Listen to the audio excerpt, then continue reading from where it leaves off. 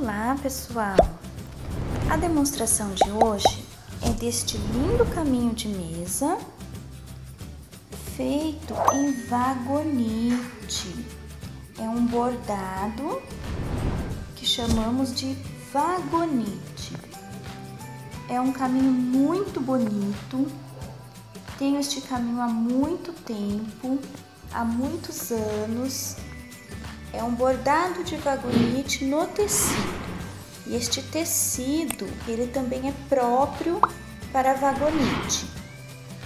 É bem interessante também, pessoal, que este ponto que chamamos vagonite, quando ele é feito no tecido próprio, olha que legal, ele não aparece no avesso. Bem interessante, né? Lindo! Fica um trabalho perfeito.